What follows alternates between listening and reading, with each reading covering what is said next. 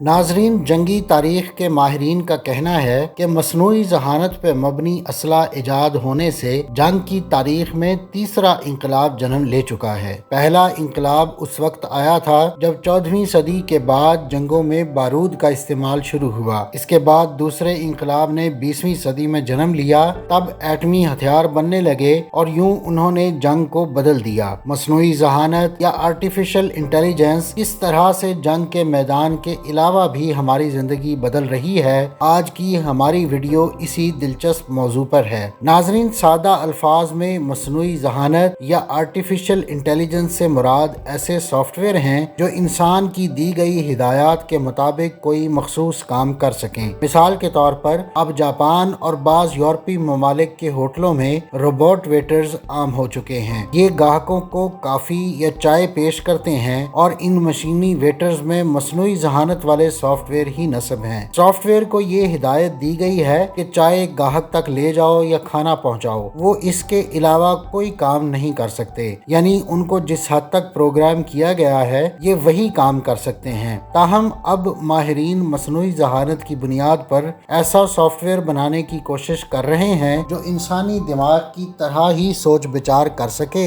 گویا وہ خود سوچ کے بھی کوئی کام کرنے کے قابل ہو جائے۔ جب بھی اس قسم کا سافٹ ویئر ایجاد ہوا، یہ سمجھیے کہ انسان نے ایک آزاد اور خود مختار مشینی انسان تیار کر لیا ہے۔ یہ ایسا انسان ہوگا جو اپنی مرضی اور سوچ کے مطابق مختلف کام کر سکے گا۔ ماہرین کا دعویٰ ہے کہ ایسا مشینی انسان 2050 تک تیار کر لیا جائے گا۔ مصنوعی ذہانت پر مبنی سافٹ ویئر ابھی بھی بہت سے کاموں میں انسانوں کی مدد کر رہے ہیں۔ گوگل کا سرچ انجن اس کی ایک مثال ہے۔ گوگل کے پاس موجود ہماری معلومات کی بنیاد پر دنیا جہان کی معلومات میں سے وہ ہم سے متعلقہ سرچ ریزلٹس ہی ہمارے سامنے لاتا ہے۔ اسی طرح شہروں اور ایئرپورٹس کی ڈیجیٹل نگرانی کی جاتی ہے، جس کے تحت AI سافٹ ویئرز میں مختلف افراد کی تصاویر محفوظ ہوتی ہیں اور مطلوبہ شخص کے سامنے آتے ہی کیمرہ آٹومیٹکلی اسے شناخت کر کے الارم بجا دیتا ہے، جس کے بعد پولیس اس کو گرفتار کر لیتی ہے۔ امریکہ، جاپان اور یورپی ممالک میں صنعتی روبوٹ بھی ایجاد ہو چکے ہیں۔ ان میں مصنوعی ذہانت والے سافٹ ویئر نصب ہوتے ہیں، چنانچہ سافٹ ویئر میں جو کام کرنے کی ہدایت محفوظ ہو، روبوٹ اس کے مطابق عمل کرتا ہے۔ مغربی ملکوں کے اکثر کارخانوں اور دفاتر میں ایسے روبوٹ نظر آنے لگے ہیں اور اب تو یہ روبوٹ کرائے پر بھی دستیاب ہیں۔ امریکی اور یورپی انڈسٹریلسٹ بھی ان روبوٹوں کو انسانوں پر ترجیح دینے لگے ہیں، کیونکہ روبوٹ کئی گھنٹے تک بغیر کسی تھکاوٹ اور بریک کے کام کر سکتے ہیں۔ دوسرا، وہ کبھی تنخواہ بڑھانے کا مطالبہ نہیں کرتے۔ تیسرا، ان کے مطالبات منظور نہ ہوں تو ہڑتال نہیں کرتے۔ چوتھا، وہ فضول بات نہیں کرتے اور خاموشی سے اپنے کام میں لگے رہتے ہیں۔ اس لیے کارخانوں اور دفاتر میں ان کی مانگ بڑھ رہی ہے۔ یہ صورتحال انسانوں کے لیے بہرحال اچھی نہیں ہے، کیونکہ روبوٹ کی وجہ سے لاکھوں انسان بے روزگار ہو جائیں گے۔ مصنوعی ذہانت کا اس سے بھی زیادہ خطرناک پہلو اس کا جنگ میں بڑھتا ہوا استعمال ہے۔ اس وقت سبھی سپر پاورز مصنوعی ذہانت کی بنیاد پر نت نئے ہتھیار بنانے کے لیے کوششیں کر رہی ہیں۔ انہوں نے اربوں ڈالر کی لاگت سے ایسے منصوبے شروع کر رکھے ہیں جن کے ذریعے سائنسدان مصنوعی ذہانت کے سافٹ ویئر سے چلنے والا اسلحہ بنا سکیں۔ خودکار طریقے سے اڑتے ہوئے ڈرون نما بم اس کی ایک مثال ہیں۔ امریکہ اور چین نے تو روبوٹوں کی باقاعدہ فوج کھڑی کرنا چاہتے ہیں، کیونکہ ویتنام اور افغانستان میں شکست کھا کر بھی امریکہ کے سر سے دنیا پہ حکمرانی کرنے کا بھوت نہیں اترا۔ امریکہ عالمی وسائل اپنے قبضے میں رکھنا چاہتا ہے تاکہ انہیں جس طرح چاہے استعمال کرے اور جب چاہے ان سے فائدہ اٹھا سکے۔ عالمی کرنسی نظام میں ڈالر کی اجارہ داری قائم رکھنا بھی امریکی اسٹیبلشمنٹ کی ایک اہم پالیسی ہے۔ اسی لیے امریکہ اپنے آپ کو عسکری لحاظ سے طاقتور ترین رکھنا چاہتا ہے تاکہ جو بھی اس کے مفادات کے لیے خطرہ بنے اس کے خلاف طاقت کا استعمال کیا جا سکے۔ اس وقت چین اور روس امریکی مفادات کے لیے خطرہ بنے ہوئے ہیں، چنانچہ امریکی مصنوعی ذہانت پر مبنی جدید ترین ہتھیار بنا کر خود کو مزید مضبوط بنانے کے خواب دیکھ رہے ہیں۔ دنیا پہ اپنی حکمرانی برقرار رکھنے کے لیے ہی امریکہ نے نئی قسم کے اسلحے بنانے کی نئی دوڑ کا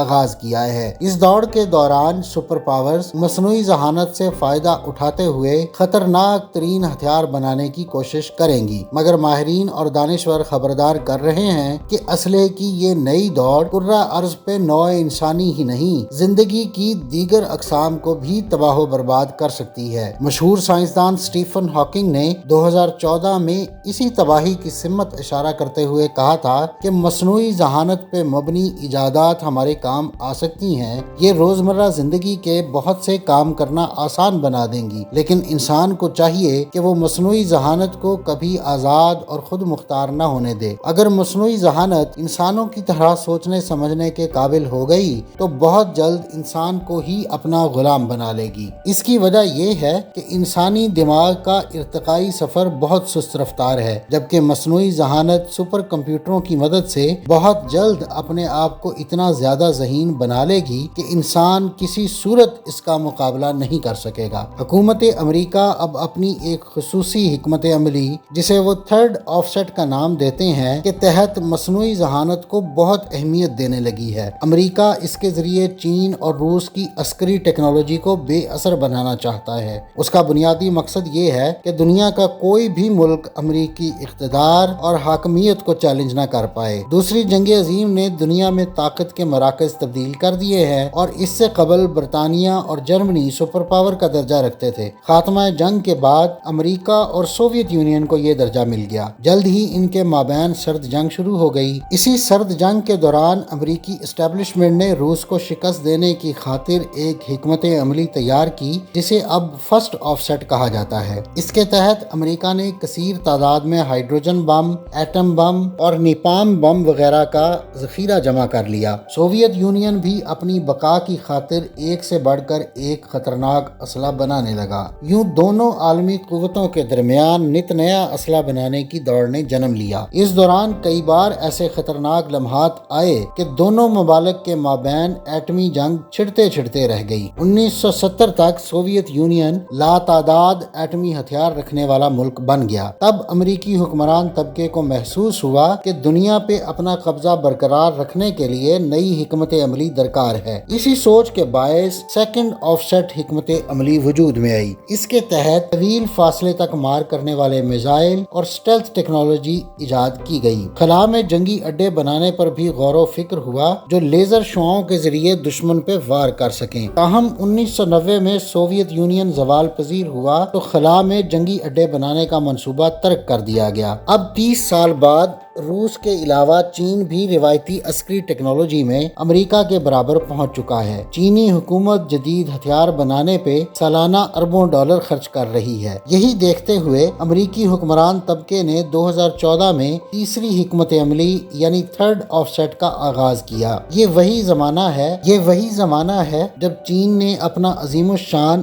بیلٹ اینڈ روڈ انیشیٹو شروع کیا تھا۔ اسی منصوبے کے تحت پاکستان میں پاکستان چائنا اکنامک کوریڈور یا سی پیک بنایا جا رہا ہے۔ اس اسٹریٹجی کے تحت پینٹاگون نے سلیکان ویلی میں ڈیفنس انوویشن یونٹ کے نام سے ایک ادارہ بنایا اور اس میں سرکاری اداروں کے ماہرین کے ساتھ نجی کمپنیوں کے سائنسدان بھی نئے ہتھیار بنانے کے لیے ریسرچ کر رہے ہیں۔ یاد رہے امریکہ میں سلیکان ویلی سائنس اور ٹیکنالوجی کی نجی کمپنیوں کا سب سے بڑا مرکز ہے۔ پینٹاگون اب تک آسٹن ٹیکساس اور بوسٹن میں بھی اپنے ڈیفنس انوویشن یونٹ مراکز قائم کر چکا ہے۔ اس قسم کا سب سے بڑا یونٹ خود پینٹاگن میں واقع ہے۔ یہ حقیقت ہے کہ امریکی سائنسدانوں نے دوسری جنگ عظیم کے بعد خصوصاً جتنی بھی ایجادات کی ہیں وہ پینٹاگن یا CIA کی مدد سے ہوئی ہیں۔ امریکہ، چین اور روس کی بھرپور کوشش ہے کہ وہ روبوٹوں پر مشتمل فوج بنا لیں اور یہ فوجی روبوٹ انسانی فوجیوں سے کہیں زیادہ چست، ذہین اور لڑائی کے فن میں طاق ہوں گے۔ مزید برآں مصنوعی ذہانت رکھنے کی بدولت جنگ و جدل کے نئے طریقے بھی بہت جلد سیکھ لیں گے، مثلاً یہ کہ تنہا ہو کر دشمن کا مقابلہ کیوں کرنا ہے جبکہ دستے کی شکل میں حریف پہ کیسے حملہ کیا جائے۔ ایسے روبوٹ فوجیوں میں موت کا ڈر نہیں ہوگا جس کی وجہ سے وہ نہایت خطرناک ہو جائیں گے، اور چونکہ روبوٹ بنانے کی ٹیکنالوجی سستی ہو رہی ہے لہٰذا عنقریب ایسی فوج کھڑی کرنے پہ خرچ کم آئے گا، اور ایک حالیہ رپورٹ کی روح سے صرف 10,000 روبوٹ فوجی نیو یارک جیسے بڑے شہر کی آبادی ایک دن میں ختم کر دیں گے۔ सकेंगे, जबकि मुस्तकबिल में ऐसा वक्त आने वाला है जब 10,000 रोबोट फौजियों वाली आर्मी तैयार करने में सिर्फ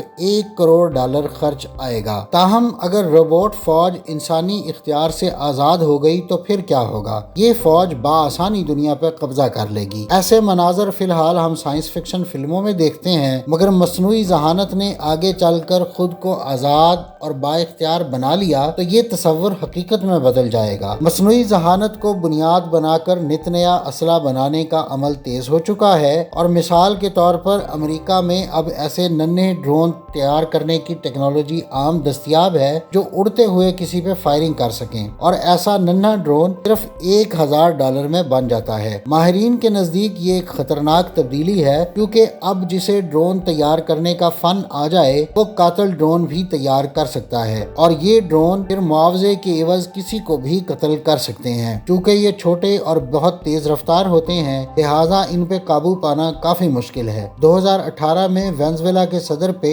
इसी कातिल ड्रोन से हमला हुआ था और वो मरने से बाल बाल बचे थे, जबकि हाल ही में अलकायदा रहनुमा जरकावी पर भी ऐसे ही एक ड्रोन से हमला किया गया था, जबकि माजी करीब में इराक और अफगानिस्तान में अमेरिका ने ड्रोन्स को बड़े पैमाने पर इस्तेमाल किया था। नाज़रीन, ये थी आज की वीडियो। अगली वीडियो तक के लिए मुझे इजाजत दीजिए। अल्लाह हाफिज।